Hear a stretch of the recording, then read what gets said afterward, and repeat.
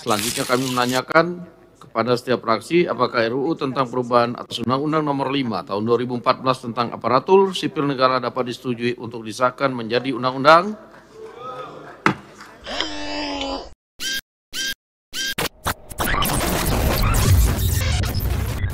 Halo sahabat integritas, jumpa lagi di program Buka Kartu. KASN bubar. Undang-undang ASN terbaru yang disahkan lewat sidang paripurna DPR pada 3 Oktober kemarin membuat publik terkejut ya. Karena di dalam undang-undang yang baru itu sudah tidak ada lagi ketentuan pasal-pasal yang mengatur soal Komisi Aparatur Sipil Negara. Sebuah lembaga yang digadang-gadang merupakan satu lembaga yang cukup efektif dalam mengawasi, dalam memastikan birokrasi kita itu punya etika yang kuat, ada mekanisme-mekanisme merit yang dipastikan juga berjalan, yang mana kemudian ini justru dianggap menjadi ancaman atau gangguan bagi pihak-pihak tertentu. Nah, untuk membahas ya hilangnya KASN di dalam Undang-Undang ASN yang baru, kita sudah kehadiran narasumber, ada Mas Emerson Yunto dari Visi Integritas, dan tentu narasumber yang sangat layak untuk berbicara mengenai hal ini adalah Pak Hari Mulyazain, atau sering dipanggil sebagai Kang Hari gitu ya, karena kita juga cukup kenal dengan Kang Hari sebagai Kepala Sekretariat KASN ya di periode awal ketika KASN dari 2015 hingga 2019 gitu ya. Apa kabar Kang Hari? Baik, Assalamualaikum warahmatullahi wabarakatuh. Selamat sore. Waalaikumsalam. Sehat ya Kang ya? Adik Kirawan. Oke Kang, ini mengejutkan ya kalau membaca berita terakhir mengenai Undang-Undang ASN baru yang baru saja disahkan. Kira-kira pendapat Kang Hari gimana nih dengan Undang-Undang ASN baru ini? Baik, terima kasih dulu. Saya bisa memenuhi undangan kita berdiskusi. Sebetulnya isu tentang KASN akan dikuatkan, KASN akan dibubarkan, itu sudah sejak lama. Ketika pernyataan Pak Arief Wibowo sekarang tuh komisi berapa masih ya dari anggota dewan ya? Masih. Jadi dia ingin mengintegrasikan pengawasan. Jadi emang pemahaman tentang sistem merit itu masih belum clear gitu kan, pandangannya gitu kan, pandangannya. Jadi sepertinya padanya bahwa sistem merit seperti lembaga pengawasan sebenarnya BPK, BPKP gitu kan. Padahal sesungguhnya ini ruang lingkup kerjanya itu, ruang lingkup scope of work-nya itu berbeda gitu. Jadi kalau nggak nyambung misalnya katakanlah lembaga pengawasan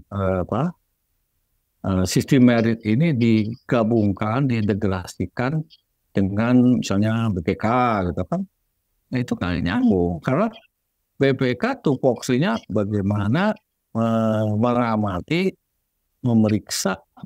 artinya membangun bagaimana sistem pengelolaan keuangan gitu kan. BPKP juga seperti itu. Ada juga di BKN juga ada sistem pengawasan juga tuh. Pengawasan internal gitu kan. Cuma ada juga kalau di daerah ada inspektorat, ada juga di kementerian dan lembaga itu, non kementerian juga ada inspektorat juga gitu. Nah, jadi sebetulnya sistem merit ini, meritokrasi ini kita akan negara-negara seperti negara-negara ASEAN gitu ya, seperti Singapura, kemudian juga Thailand, bahkan Vietnam sekarang muncul gitu kan, pembangunan ekonominya sudah melesat daripada kita gitu kan. Jadi kita coba lihat bolanya aja kan kelihatan lebih unggul kan. Dulu kan. Nah sekarang sistemnya mulai gitu kan. Nah sebetulnya apa sih sebenarnya sistem merit itu? Meritokrasi itu apa gitu kan?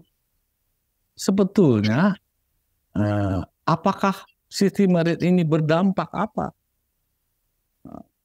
Kalau kita lihat daripada indikator efektivitas pemerintah ada 4 ya.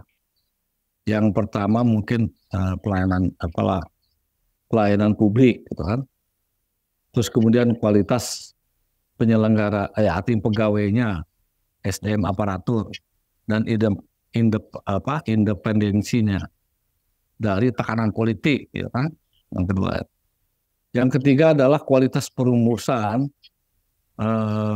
dan implementasi kebijakan, konsistensi, kredibilitas komitmen para SDM aparatur. Nah ini sebenarnya efeknya apa? Terus kemudian kita lihat juga pelayanan publik yang dulu mungkin awal-awal pemerintahan Pak Jokowi, dia konsen terhadap ini. Dia ingin menciptakan bahwa SDM aparatur yang berkelas dunia gitu kan. Seperti apa? Nah, tentunya bermuara pada bagaimana peningkatan kesejahteraan.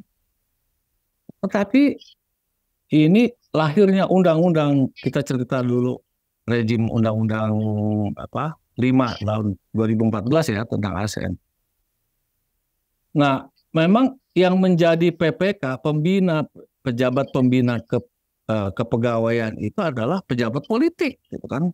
Kalau di daerah misalnya bupati, gubernur, wali kota gitu kan. Nah, yang menjadi pejabat yang berwenang adalah sekretaris daerah atau sekjen. Tapi diharapkan dulu karena ini kan lahir di penghujung Dewan juga dulu tahun 2014 itu.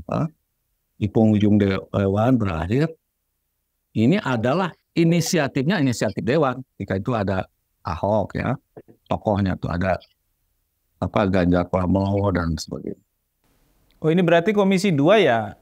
Ya Komisi 2. Jadi Komisi 2 itu, nah ini digulirkan menurut cerita Pak Sopyan bahwa Pak Sopyan menulis gitu kan. Dia ini tokohnya itu sebenarnya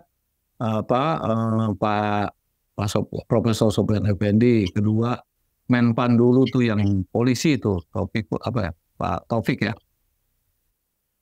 Well, terus kemudian ada beberapa tokoh yang dia menulis ketika pemerintahan SBY dan Pak di Jakarta Post gitu kan.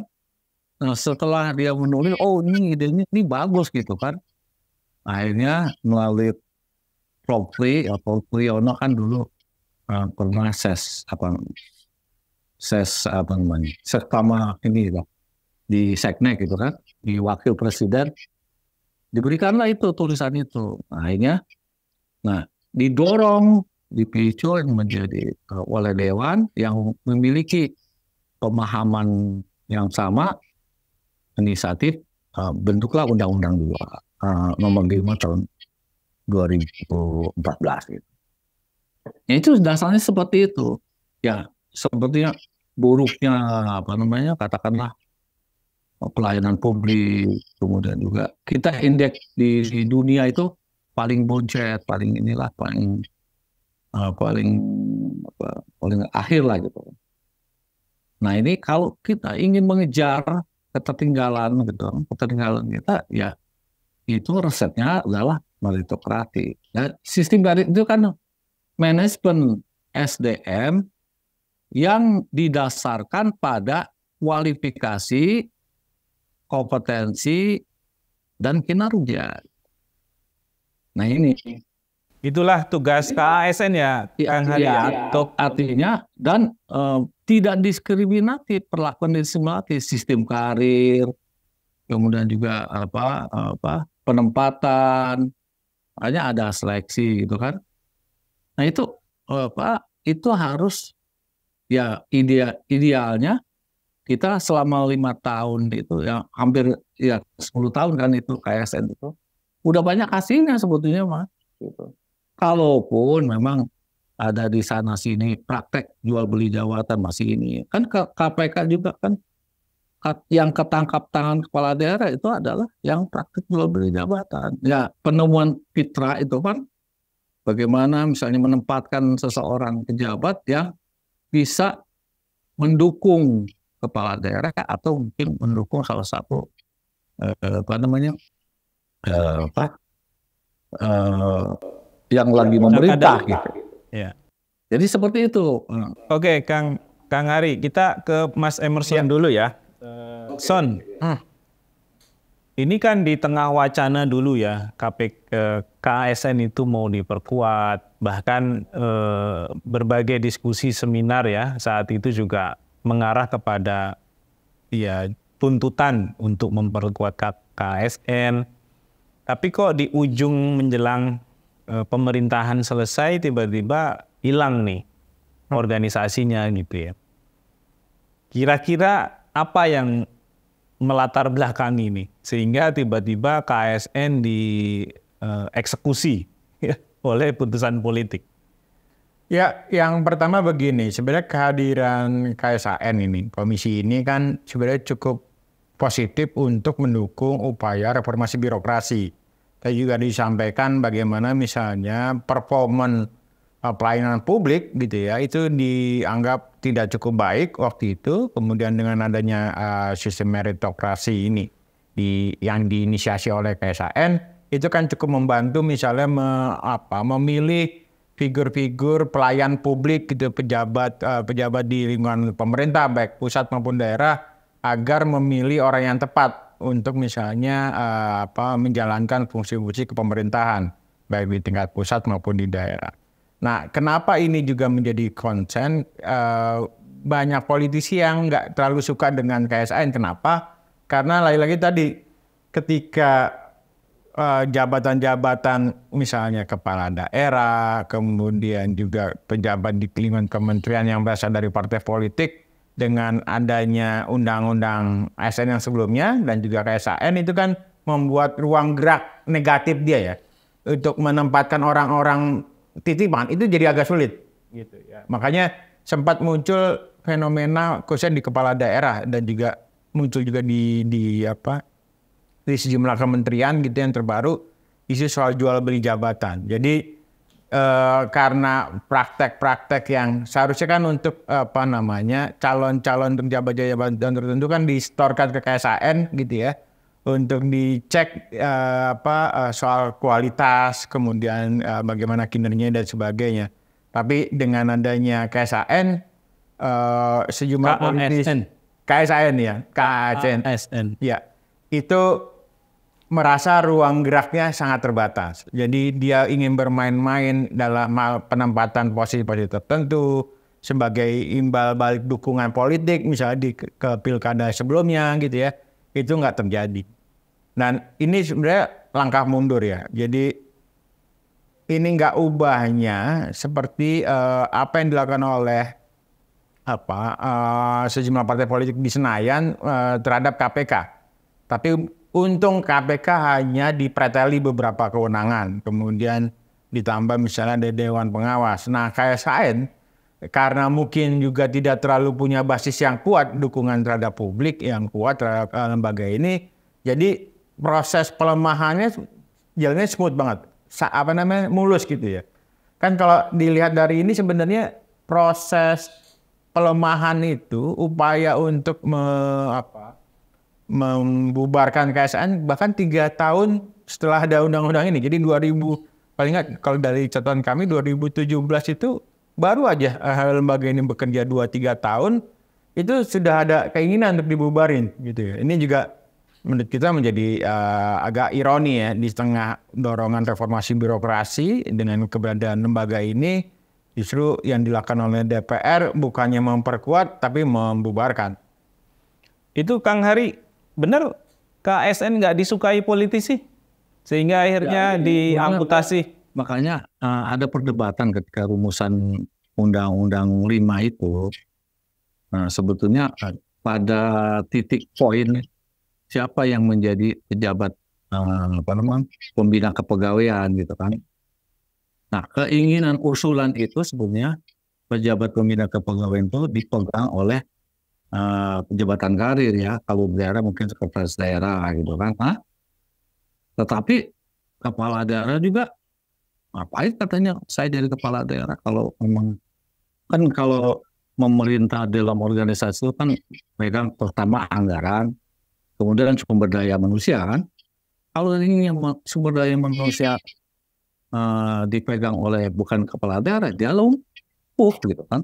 Makanya sangat deras apabila kepala daerah yang akan mengakhiri itu mutasi. Makanya di dalam undang-undang itu sebelum pilkada ya, kalau sekarang kan jadi satu tuh pilkadanya. Itu tidak boleh kepala daerah memberikan artinya memutasi atau menonjolkan. Nah itu memang diatur oleh undang-undang itu. Nah itu perdebatan itu jalan tengahnya akhirnya ya sudahlah. Nah, karena pejabat politik nggak mau dong, maksudnya ngapain saya jadi kepala daerah hanya dia nggak akan tunduk kepada dia kan. Ketika penempatan replacement seorang pegawai atau rekrutmen pegawai, kalau dia tidak ada punya otoritas gitu kan, misalnya dipegang oleh sekda, nanti akan terjadi konflik gitu kan. Kemudian juga yang menentukan haluan anggaran, kebijakan umum anggaran itu adalah kepala daerah. Kalau ini nanti bisa penyanderaan di dalam gitu. Nah akhirnya untuk bisa supaya terbit itu Undang-Undang 5 tahun 2014 tetap dipegang pejabat pembina kepegawaian oleh kepala daerah, pejabat politik nggak akan nyambung gitu. Kalau saya bicara soal bagaimana tatanan, kayak sekarang juga ada perdebatan, misalnya gubernur sebagai saya kasih ilustrasi ya, gubernur sebagai wakil pemerintah pusat.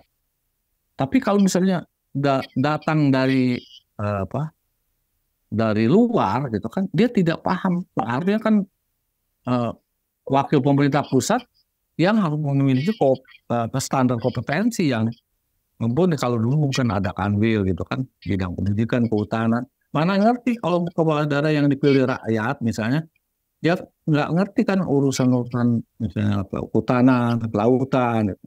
Memang dia menang di dalam ajas desentralisasi, dia tetap dipilih rakyat, dia mewakili rakyat. Gitu. Tapi mewakili presiden sebagai wakil pemerintah itu nggak pas gitu. Makanya di sini undang-undang pemerintah daerah juga akan katanya saya dengar mau direvisi juga, direview. Gitu. Jadi kembali lagi, jadi kalau pejabat politik dia inginnya kan misalnya orang-orang terdekat dia misalnya. Dia nyalonin misalnya wali kota gitu kan.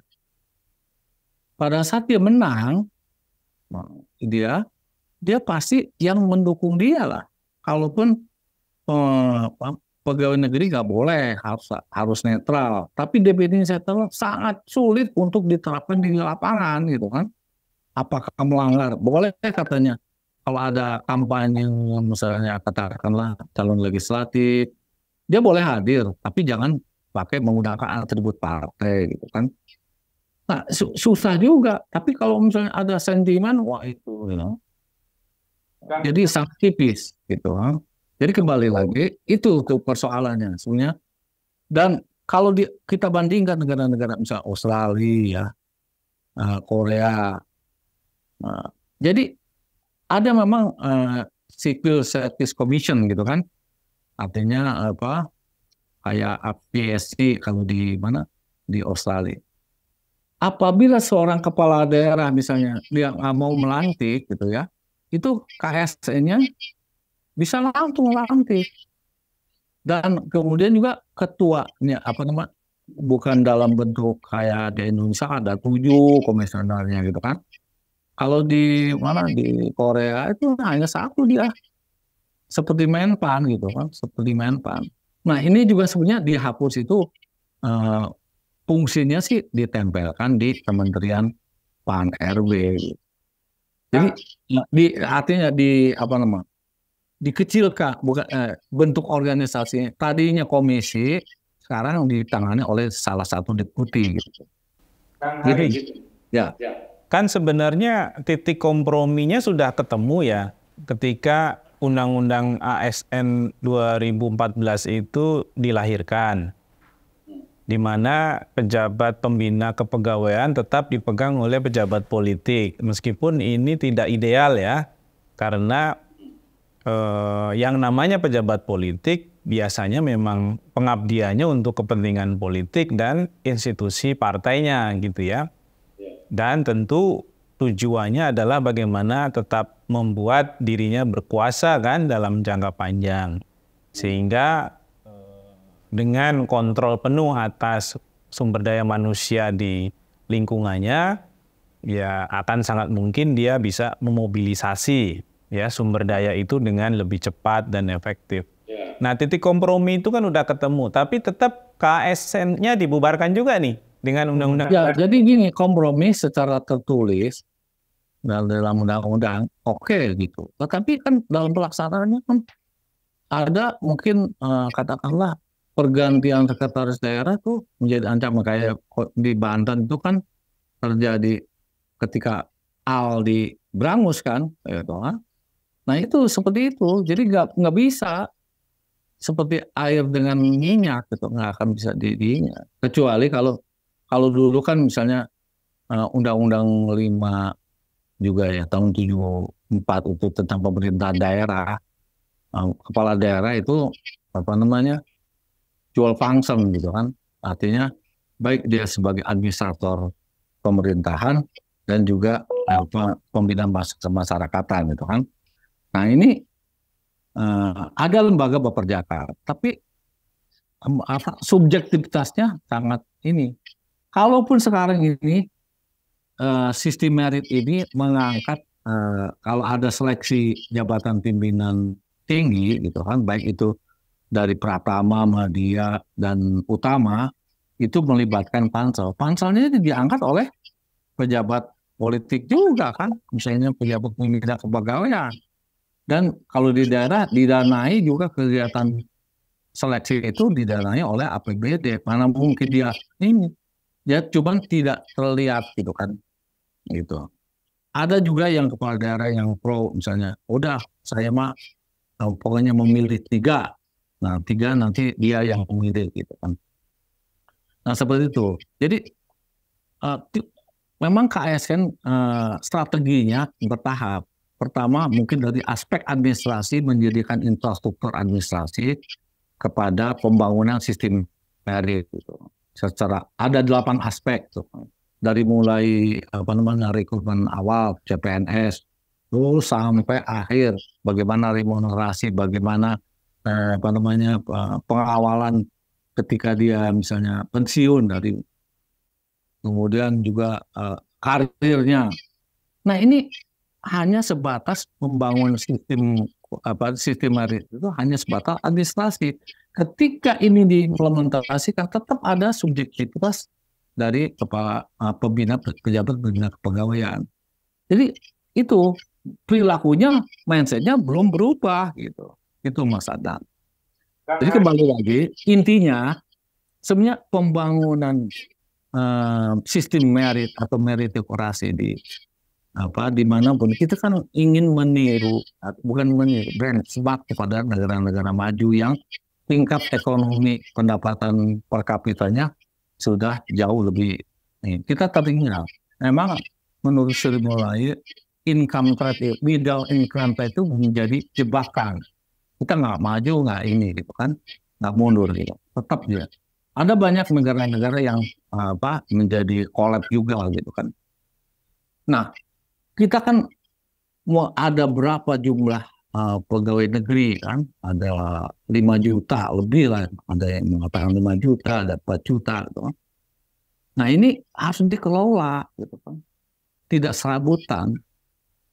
Nah, tapi orang-orang politik sebenarnya ini akar masalahnya sebenarnya menurut saya nih ya, menurut pemahaman saya pribadi, itu udah akar masalahnya rekrutmen pemilihan itu yang apa namanya, yang kita tidak memfasilitasi, pemerintah memfasilitasi dari pendanaan.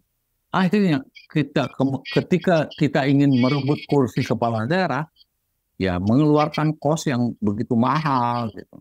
Ya, Kang Hari, ini poin terakhir ya.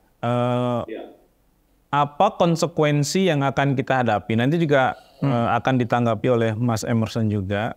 Apa konsekuensi yang kita hadapi seiring dengan lahirnya Undang-Undang ASN baru, di mana KASN hilang, ya meskipun tadi disampaikan oleh Kang Hari fungsinya ditarik ke Kemenpan RB, ada salah satu direktorat yang mungkin nanti akan menjalankan deputi untuk menjalankan fungsi itu. Tapi bagaimana nih nasib masa depan birokrasi yang kita gadang-gadang harus modern ya untuk mengejar